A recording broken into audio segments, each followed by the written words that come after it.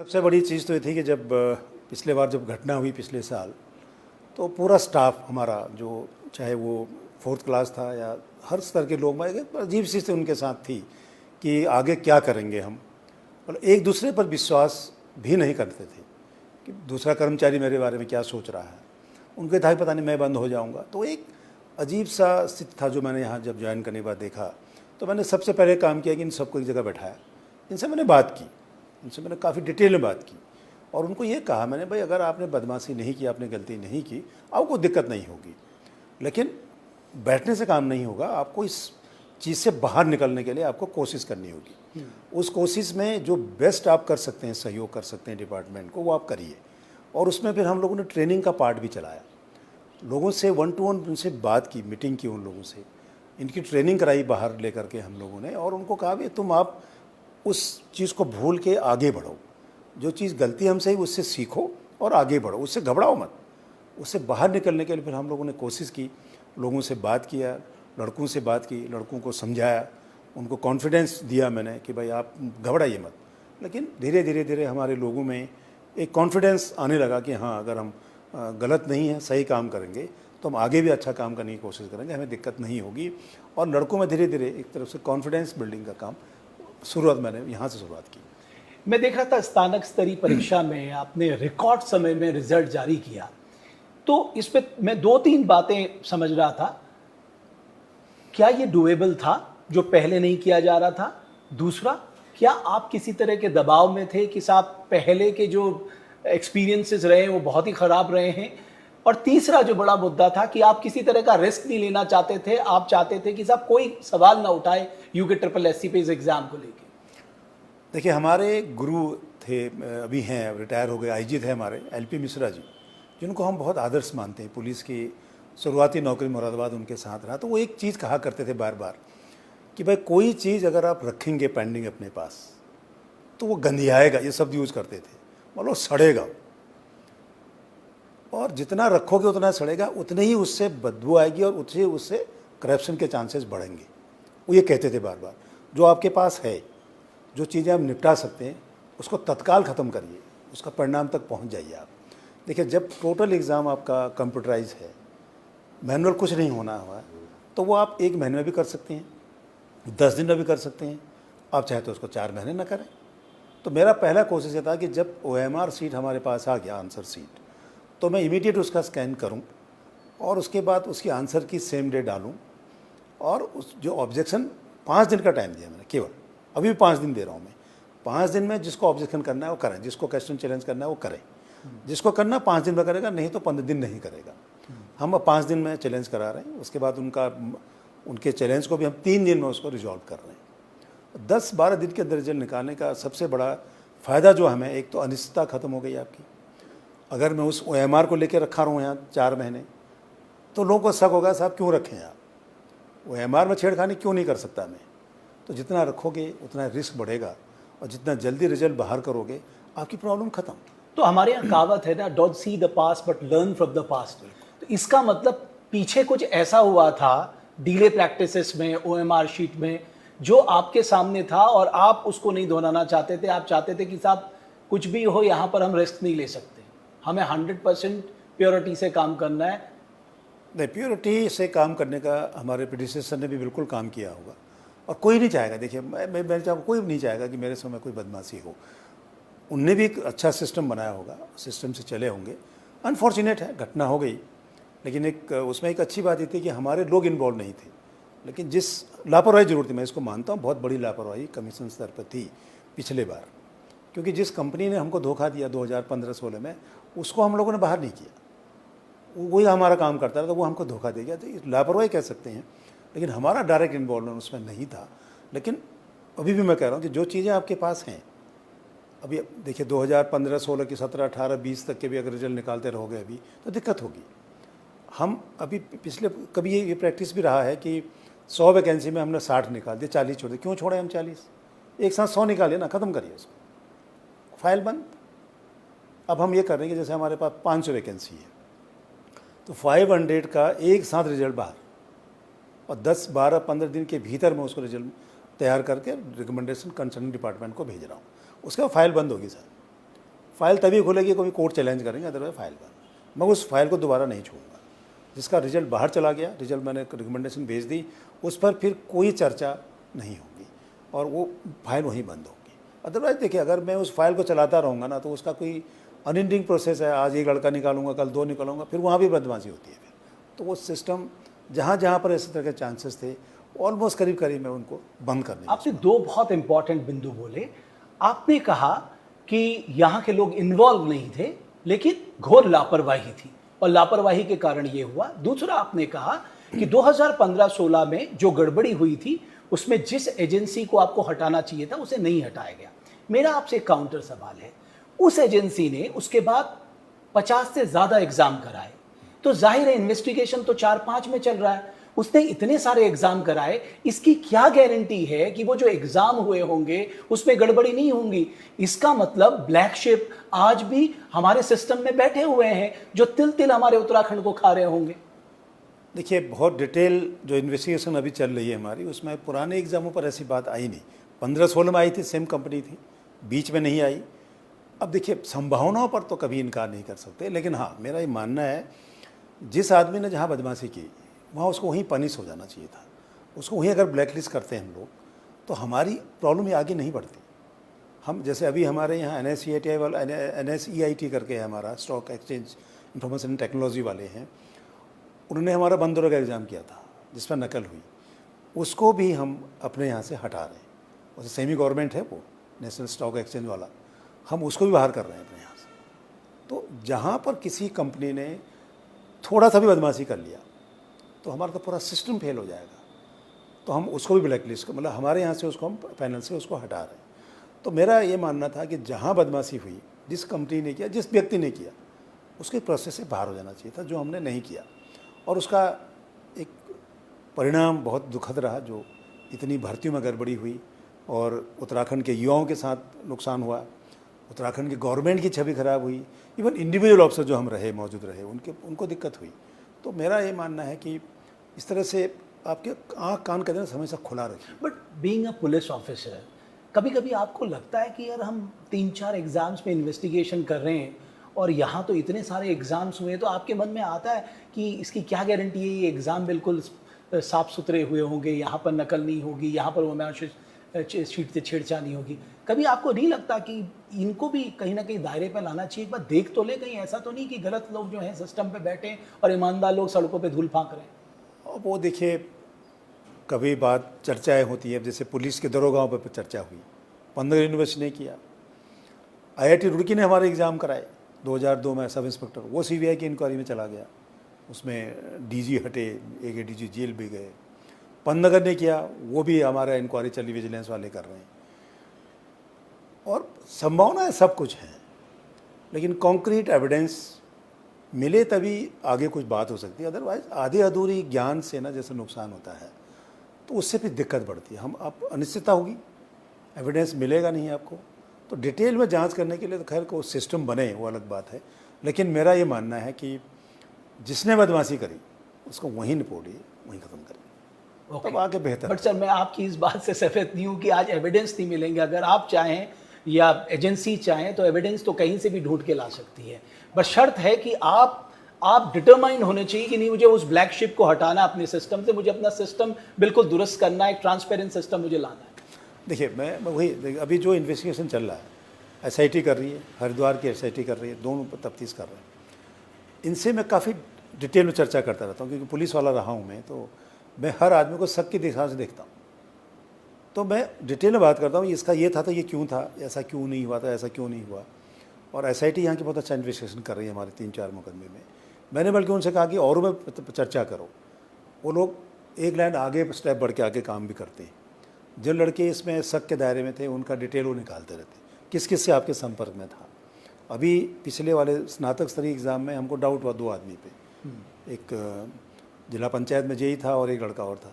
उसको मैंने SIT को कहा, मैंने इसको देखो जरा, STF को। उन्होंने देखा, वो लाए भी हम एग्ज़ाम से दिन पहले उनको बैठाया, उनने पैसे लिए हुए, हमारा छेड़छाड़ करूँगा, लेकिन वो नहीं कर पाए, वो काम नहीं था। उनको पैसे का जुए में हार गए, तो उनको ठग करके पैसे ले ले 80-90 हज़ार, वो लड़के भी बैठाए हम लोगों ने, उनके खिलाफ FIR हुई। मतलब कानून आने के बाद की आप स्थिति ये बता भी रहे हैं। 4 दिन पुरानी बात बता रहा हूँ। हमारे एग्ज़ाम के पहले 9 तारीख को हमारा एग्ज़ाम हुआ जुलाई में, ये घटना हुई 7-8 को उनको बैठाया हमने, 1 महीने से। आप कह रहे हैं ये जो गैंग है ये स्टिल एक्टिव है? ना वो गैंग, उसका कहा ठगा बच्चों को कि मैं तुम्हारा OMR में छेड़खानी करके तुम्हें पास करा दूंगा। ओके। उसको बेवकूफ़ बनाया ना, वो कर नहीं पाए। वो पैसे ले लिए उससे, लेकिन वो पैसा उसको लगाना था, जुए में हार गया 90,000 लाख रुपए, तो वो पैसा पूरा करने के लिए लड़कों को ठग के पैसे ले लिया उसने, बोले एक तरह से फ्रॉड हो गया वो। तो नेहरू कॉलोनी थाने में उसमें FIR हुई।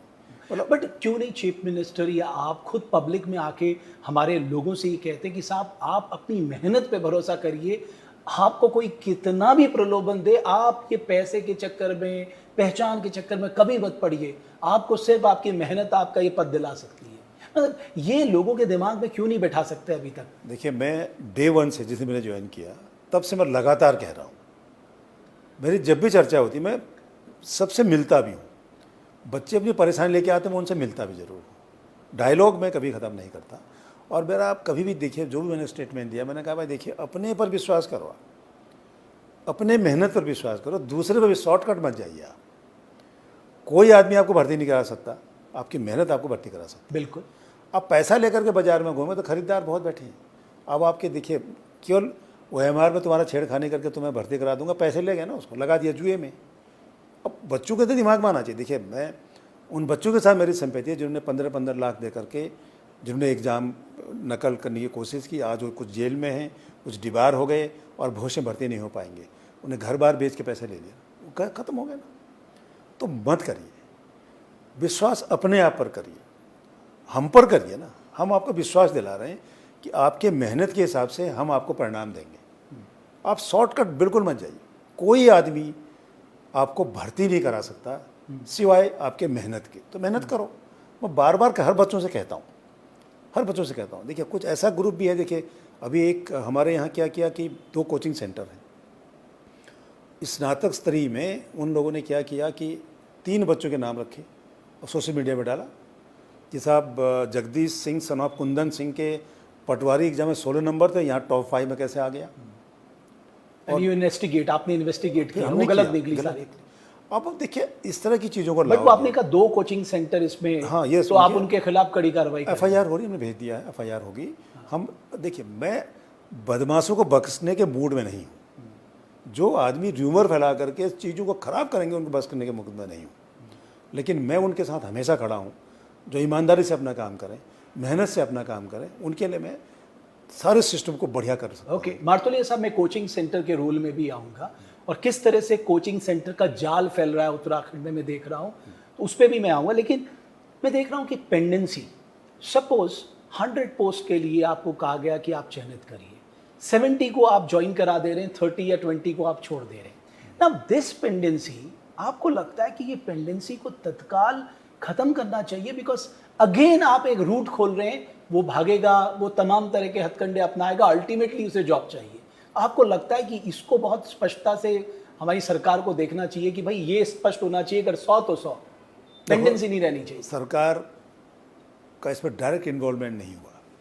सरकार, गवर्नमेंट ने, डिपार्टमेंट ने आपको भेज दिया कि आपको इतने आदमी भर्ती करने हैं और उतने भर्ती करके भेज दो, ये होना चाहिए। हम पेंडेंट नहीं रखेंगे, कोई वेटिंग लिस्ट नहीं निकालेंगे, जहाँ सिस्टम वहाँ निकालेंगे, जहाँ नया नहीं निकालेंगे। मैं जब ज्वाइन किया मैंने, तो हमारे पास 12 एग्ज़ाम थे। 12 एग्ज़ाम में 3 में तो FIR हो गई थी, 8 एग्ज़ाम वो थे जो जिनके रिजल्ट निकल करके उनके टाइपिंग टेस्ट हो गए, उनका डॉक्यूमेंट वेरिफिकेशन हो गया, और कुछ में आधा अधूरा रिजल्ट निकल गया। जैसे फॉरेस्ट गार्ड में, LT में जितनी वैकेंसी थी उसके आधे हमने वैकेंसी डिपार्टमेंट को भेज दिया, इस तरह के थे। तो मैंने पहले उन्हीं जो पार्ट पेंडिंग थे उनको पर स्टडी किया मैंने, इसको क्या करें। मुझे 5-4 महीने लगे सबको ठीक करने में। और आपको ध्यान होगा, मैंने 28 दिसंबर को एक उससे पहले कहा था कि मैं अगले साल इस पर निर्णय नहीं, इसी साल निर्णय करूँगा। 28 दिसंबर को मैंने निर्णय किया, इतने एग्ज़ाम कैंसिल, इतने एग्ज़ाम का मैं रिजल्ट निकालूंगा। और मैं उसमें लगातार काम करके, मेरे पास अब केवल पुराने एग्ज़ाम में शायद 2-4 एग्ज़ाम बचे हुए हैं छोटे मोटे, बाकी मेजॉरिटी जो थी उसमें मैंने क्लियर कर दिया है। और जो नए एग्ज़ाम है उसमें केवल मेरे पास 2 एग्ज़ाम बचे जिनका मुझे रिकमेंडेशन भेजनी है, एक ड्राइवर मेरे पास अभी ज़रूर पेंडिंग है। तो मेरा भी ये मानना है कि जितने पद हैं उतना रिकमेंडेशन भेज दो आप। पेंडिंग रखोगे, देखिए उसको भी, उस बच्चे के साथ भी अन्याय है जिसका सिलेक्शन हो रहा है, उसको फिर क्यों मौका दे रहे हो 10 जगह जाए, वो मेरिट पे है, भारी है ना, नौकरी जाए, नौकरी करे अपना, दफ्तरों के चक्कर क्यों मारे। तो आपने अपने गुरु की बात बताई ना कि जितना पेंडिंग रखोगे उतना सड़ जाएगा, उससे बदबू बदबू आएगी, वो मतलब वो हमेशा मेरे ध्यान में रहता है। तो इसलिए अभी जो भी हम नए भर्ती कर रहे हैं, जैसे भी सचिवालय रक्षा का क्या हमने 33 पद है, 33 भेज दिया सर, 34 नहीं भेजेंगे सर, 33 भेज दिया हमने।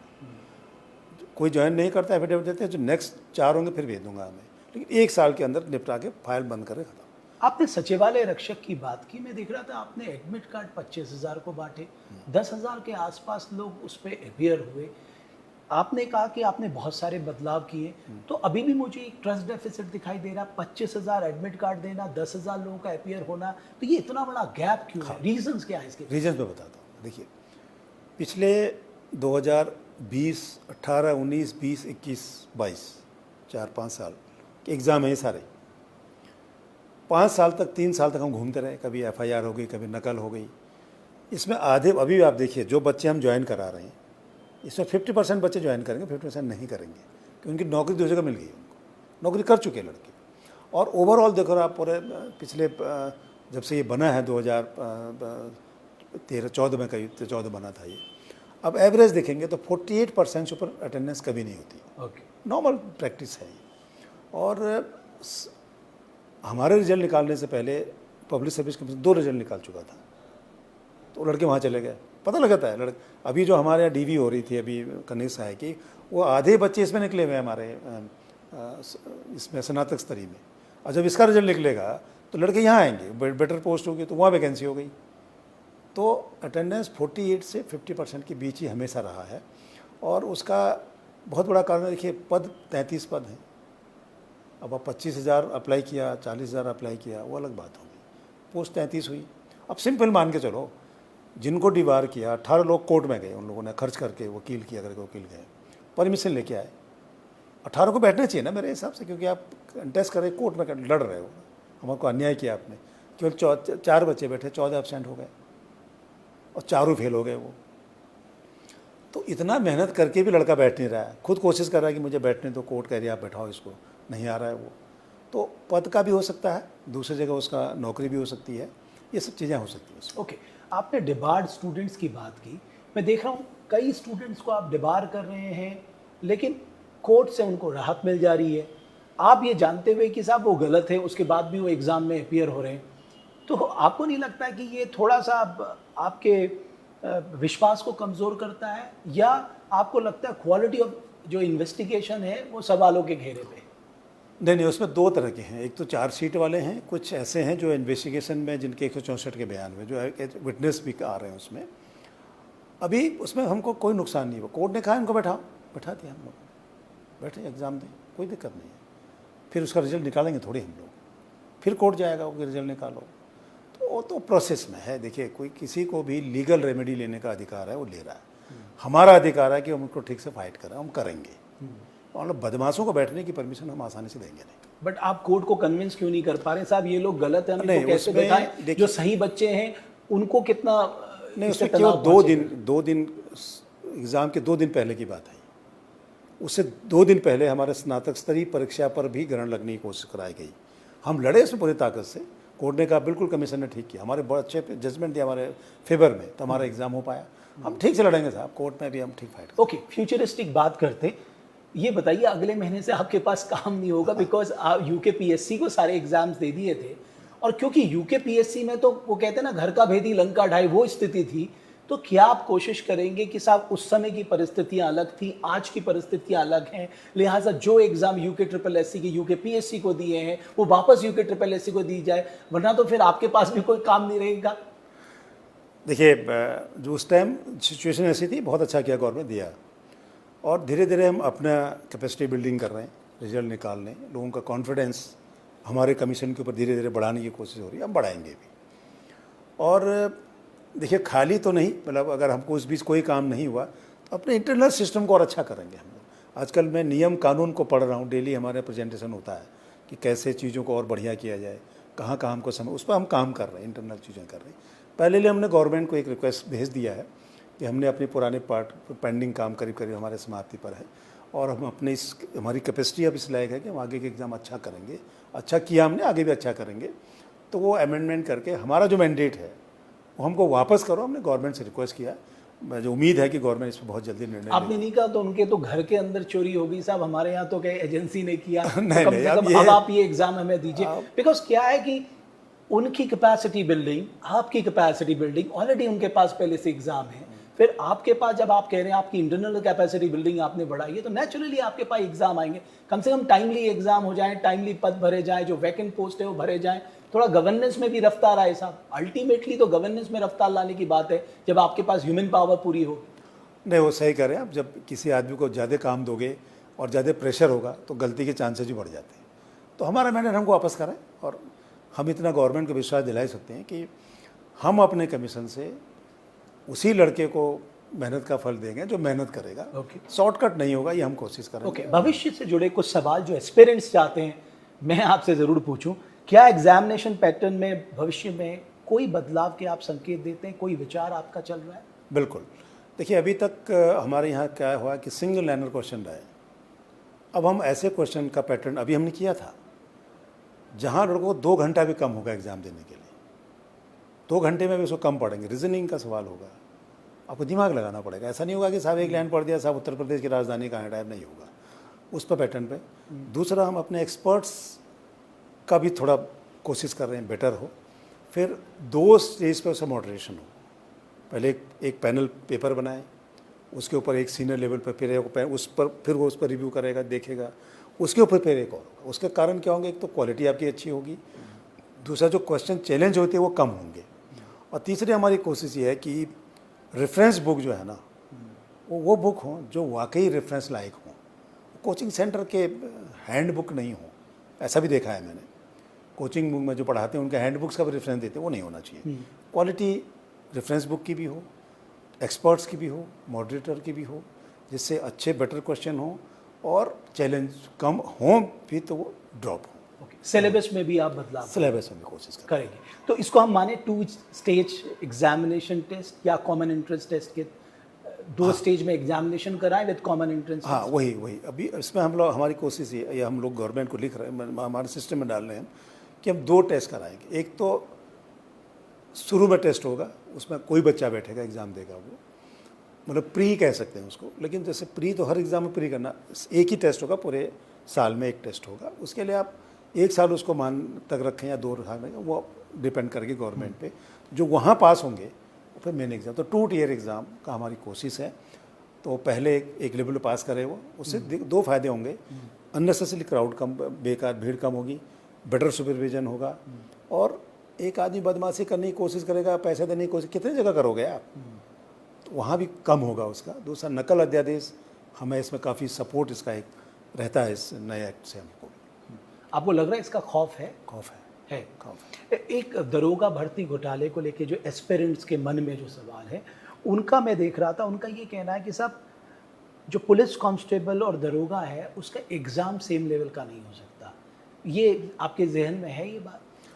नहीं, मतलब सब इंस्पेक्टर और दोनों में अलग अलग एग्ज़ाम होते हैं हमारे। तो नहीं, उनका आपके जो क्वेश्चंस हैं वो सारी चीज़ें हैं, मतलब इसमें ये लिखा है एग्ज़ाम का लेवल सेम नहीं होना चाहिए। बिल्कुल नहीं होना चाहिए। कांस्टेबल का अलग होना चाहिए, एसआई का अलग होना चाहिए, दोनों फ़र्क है।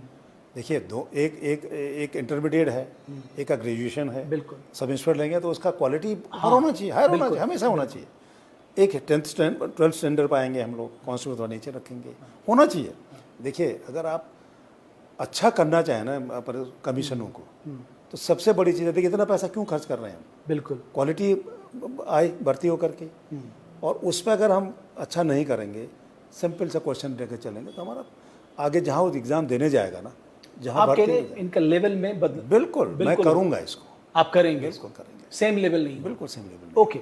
अब क्या है, जो पहाड़ के बच्चे हैं, सिलेक्शन रेशियो अगर आप देखेंगे पहाड़ के बच्चों का बहुत कम है।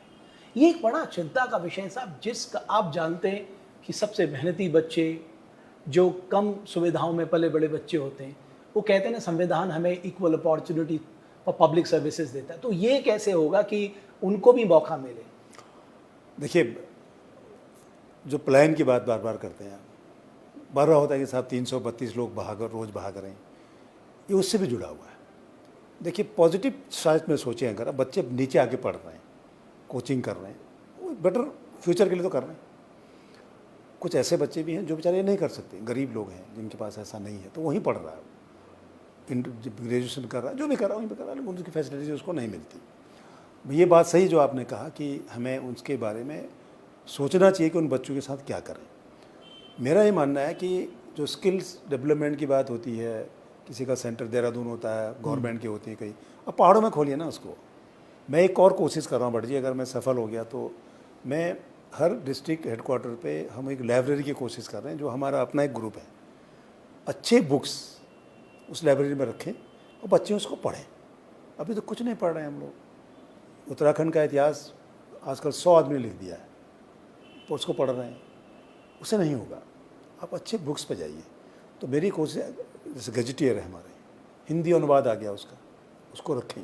तो मैं कोशिश कर रहा हूँ, मतलब प्रयास कर रहा हूँ, अभी मैंने एक शुरुआत की है कि अगर हमें डिस्ट्रिक्ट हेड को कोई जगह मिल जाती है या कोई कमरा देता है, तो हम बुक्स अपने सर्कल से इकट्ठा करके उन सेंटर को भेजें और लोगों को कहें वो पढ़ो, तो मैं कंपटीशन में मदद करेंगे। ओके, जैसे मान लीजिए हर बच्चा इकोनॉमिकली इतना मजबूत नहीं है कि वो कोचिंग ले सके, महंगी कोचिंग ले सके, वो अपनी मेहनत से जितना पढ़ सकता है। दूसरी तरफ ज़्यादातर बच्चे कोचिंग ले रहे हैं, तो आप देखेंगे कि जो कोचिंग ले रहे हैं बच्चे, हमेशा उनको फ़ायदा है। देखिए, वो तो होगा। देखिए, बेटर एजुकेशन, अब आप देखिए आज का जो सिस्टम है, जब हम लोग पढ़ते थे, हमारे समय कोचिंग या ट्यूशन नहीं होता था, कोई चीज़ नहीं थी। ये टीचर खुद पढ़ाते थे, भाई बच्चे एग्ज़ाम हो ना तुमको पढ़ाते हैं। आज मैं अभी यहाँ बच्चे 2nd क्लास से कोचिंग ले रहे हैं, ट्यूशन पढ़ रहे हैं, तो आपने सिस्टम ही वैसे कर दिया ना। अभी तो 2nd क्लास में बच्चे 2-2 घंटा ट्यूशन पढ़ के सर वो लोग ले रहे हैं जो उसको अफोर्ड कर सकते हैं। मैं उन हाँ, बच्चों की वो बात ठीक कर रहा हूँ जो अफोर्ड नहीं कर सकते, उनके लिए हम क्या करें ताकि हम एक इक्वल अपॉर्चुनिटी उनके लिए भी रखें।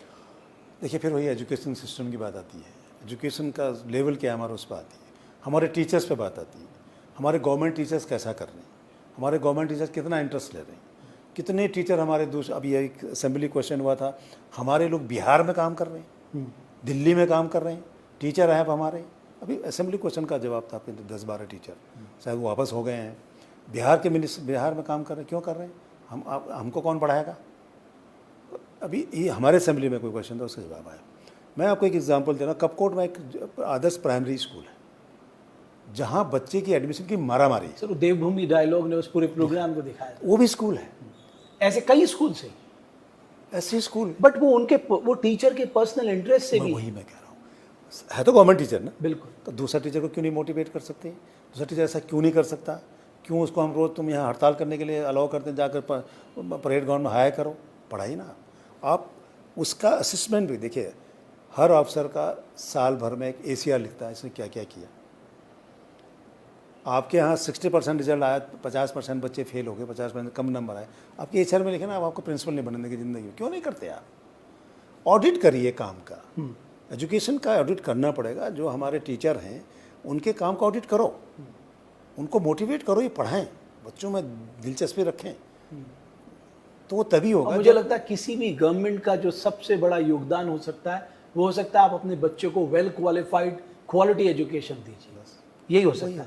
सर एक और बड़ी दिक्कत जो मैं देख रहा हूँ अब उत्तराखंड में मुझे दिखने लगी, वो है कोचिंग सेंटरों का बिल्कुल धड़ल्ले से खुलना, और गली गली में कोचिंग सेंटर खुल रहे हैं, जहाँ पर उन्हें लग रहा है कि अफोर्ड कर सकते हैं लोग, वहाँ पर कोचिंग सेंटर खुल रहे हैं। आपको लगता है खुलें, उसमें कोई दिक्कत नहीं है, लेकिन कुछ नियम कायदे कानून सरकार को बनाने चाहिए, ना सिर्फ बनाने चाहिए, चेक भी रखना चाहिए। नहीं, इस पर काम हो रहा है, इसमें काम हो रहा है। कोचिंग सेंटर्स के लिए रेगुलेशन क्या होंगे, डूज एंड डोंट्स तो सब बन रहे हैं, एक्ट बन रहा है हमारे पास, उस पर काम चल रहा है। अभी कई स्टेट का उसका स्टडी किया गया, तो बिल्कुल होना चाहिए। जो खुद बच्चे निकल नहीं रहे वो कोचिंग सेंटर चला रहे हैं। अभी हमारे यही हुआ है, जो कभी एग्ज़ाम में पास नहीं हुआ किसी क्लरिकल एग्ज़ाम में, वो कोचिंग सेंटर चला, मैं तुमको दरोगा बनाऊंगा, तुम्हें फलाना बनाऊंगा। यानी जिस एग्जाम में मैं ही पास नहीं हूँ, मैं तुम्हें उस एग्जाम में पास कराऊं। तो वो तो हमारा लेवल है, तो उसके रेगुलेशन बन रहे हैं और बहुत जल्दी शायद ये अप्रूव होगा, और उससे एक रेगुलेशन बनेगा तथा इन पर भी अंकुश लगे। अंकुश लगना बहुत ज़रूरी है इन पर। ओके, मैंने सुना आप कई स्टेट में गए, वहाँ की बेस्ट प्रैक्टिसेस देखने गए। आपका अनुभव क्या रहा? कोई ऐसा स्टेट आपको मिला जो फुल प्रूफ है, जिसकी प्रैक्टिसेस बहुत अच्छी हैं, जिसको आप यहाँ यूके ट्रिपल एस सी में रेप्लिकेट करना चाहते हैं? हाँ, मतलब देखिए, हमें हरियाणा बहुत अच्छा मिला, हमें यूपी बहुत अच्छा मिला। यूपी में बहुत बदमाशी पहले बहुत हुई, बहुत अच्छा। अभी पालीवाल साहब ने फिर कुछ स्टडी किया, उस पर भी मैं पढ़ के आया था। अभी हरियाणा बहुत ख़राब रहा शुरू में, कई लोग जेल, इवन मुख्यमंत्री तक भी जेल गए, वहाँ सिस्टम बहुत अच्छा हो गया। तो सारे स्टडी जो उनके अच्छे प्रैक्टिसेस हैं, उसको मैंने अपने यहाँ के नियम कानून में डाल रहा हूँ, और उसको हम करेंगे। और भी मैं अभी और कोशिश करूँगा, जैसे आपने कहा ना कि जुलाई अगस्त के पास बहुत ज़्यादा रिक्रूटमेंट नहीं अगर आपके पास होगा, तो उस पर मैं ये काम करूँगा।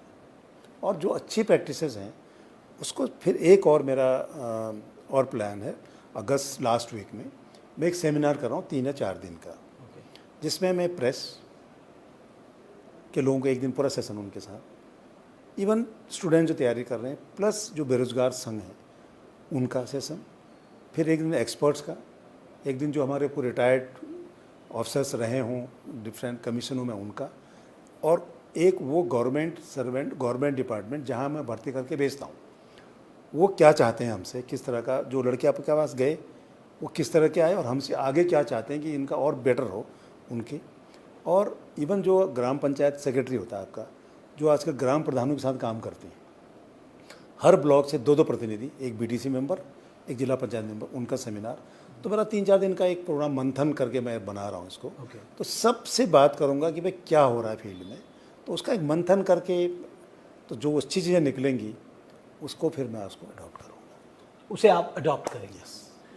आज आप ये कह रहे हैं कि यूके ट्रिपल एस सी में किसी तरह का पॉलिटिकल इंटरफेरेंस नहीं है, यूके ट्रिपल एस सी के ऊपर किसी तरह का कोई दबाव नहीं है, और यूके ट्रिपल एस सी बहुत ही पारदर्शिता के साथ काम कर रहा है, और प्रदेश भर के जो स्टूडेंट्स अपीयर करते हैं यहाँ पर विभिन्न एग्ज़ामों में, वो विश्वास करें यूके ट्रिपल एस सी में कि साहब हम 100% ट्रांसपेरेंसी से काम कर रहे हैं।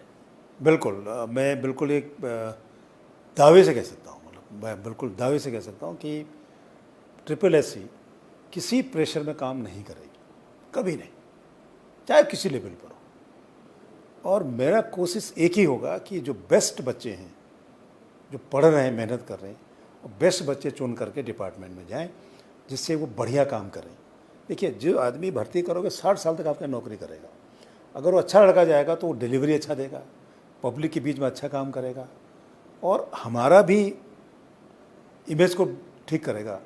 वो कहेगा साहब अच्छे लड़के चुन के आ रहे हैं, ये मेरा प्रयास है, और ये प्रयास हमारा हमेशा रहेगा, और इसी लाइन पर हम काम करेंगे। बच्चों से मेरा एक ही है, केवल अपने पर विश्वास करो, अफवाहों पर ध्यान मत दो। कोई आपको भर्ती नहीं करा सकता, केवल आपकी मेहनत, आपका प्रयास, वो आपको सफल कराएगा, और कुछ नहीं, शॉर्टकट कहीं नहीं। एक और जो मैं सुझाव भी कह सकता हूँ कि मान लीजिए आपने कहा डूज एंड डोंट्स आप बना रहे हैं कोचिंग सेंटर्स के लिए, क्यों नहीं इस तरह की व्यवस्था की जाए कि जब ये जो कोचिंग सेंटर हैं, आफ्टर ऑल वो प्रॉफिट कमाने के लिए बैठें, तो कुछ मैंडेटरी ऐसा कर दिया जाए, या आप सुझाव के तौर पे दे दिया जाए कि आप इतने जो हैं गरीब बच्चों को भी अपने यहाँ पढ़ाइए और फ्री ऑफ कॉस्ट पढ़ाइए। हम क्यों नहीं इस तरह का एक मैकेनिज्म डेवलप कर सकते हैं? एक इंटर स्टेट में तो ये मैकेनिज्म हो ही सकता है, ताकि हमारे उन बच्चों को भी कोचिंग मिल जाए। मेरा ऑब्जेक्टिव ये है कि वो पहाड़ के बच्चे जो गरीब हैं, जो इस पद के हकदार हैं, मैं सही मायने में सोचता हूँ, उनको ये मौका मिल जाए।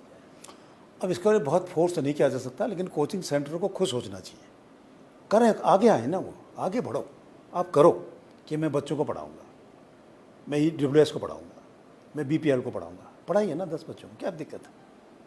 उनको खुद आगे आए। हाँ, हम लोग उनसे कह सकते हैं कि इसको, मतलब ये एक व्यवस्था तो आपका संकेत ही बहुत है। हाँ, अगर इस तरह का संकेत जब आप एक खोल रहे हैं, हाँ, आप इस बात का ध्यान हाँ, रखिए हमारे बच्चों को भी मौका दें। बिल्कुल ठीक बात है, कोशिश करेंगे, उनसे बात करें भाई, कभी उनसे भी कोचिंग सेंटर से बात कर सकते हैं, आ जाओ तुम बताओ तुम कर क्या रहे हो, उनसे भी बात करें, वो क्या चाह रहे हैं, क्या हो रहा है उनके यहाँ। देखिए, कई बार ऐसा होता है, देखिए हमारे जिस अभी आपने कहा ना कि एग्ज़ाम का पैटर्न, एग्ज़ाम के क्वेश्चन, कई बार क्या होता है कि आजकल आप गूगल पे जाओगे ना, हज़ारों लाखों क्वेश्चन मिलेंगे आपको। तो मैंने आपको एक्सपर्ट बना दिया, आपको टाइम है नहीं, उन्हें गूगल से 25 उठा कर भेज दिया मेरे पास। और वो जब पेपर आता है ना, तो फिर वो उस पर शक होता है, देखिए साहब ये फलाने कोचिंग सेंटर में पढ़ाया गया, देखिए साहब इसमें और मात्रा का भी फ़र्क नहीं है, तो उसमें फिर वो हमारी प्रॉब्लम होती है।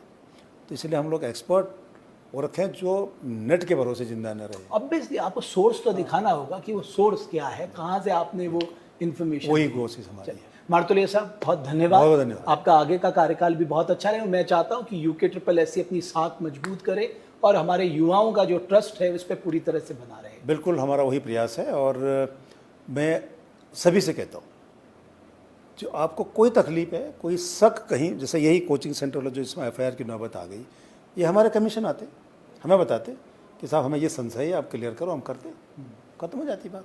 अब आज वो इसलिए परेशान है कि मेरे खिलाफ एफआईआर होगी, एफआईआर होनी चाहिए। आप इस कोचिंग सेंटर, ये कमीशन को बर्बाद थोड़ी करोगे।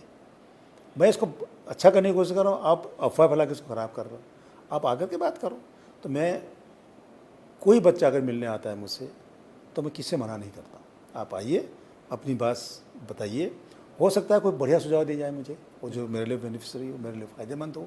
उस प्रिंसिपल के साथ मैं कोशिश कर रहा हूँ और प्रयास करूँगा कि बेहतर हो और अच्छे लड़के चुन के यहाँ से जाएँ, ये मेरा प्रयास है। चलिए, बहुत धन्यवाद।